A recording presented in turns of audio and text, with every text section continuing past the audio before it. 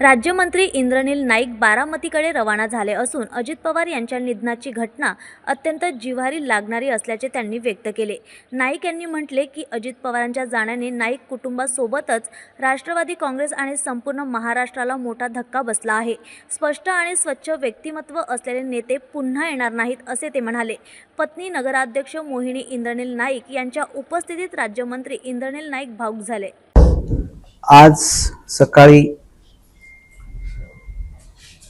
महाराष्ट्राचे उपमुख्यमंत्री तथा आपले नेते माझे मार्गदर्शक सन्माननीय अजितदादा पवार यांच्या विमानाच्या दुर्घटनेची बातमी कळाली आणि नंतर सर्व काही माहिती घेत असताना असं समजलं की त्यांना या दुर्घटनेत आपलं जीव गमावा लागलेला आहे।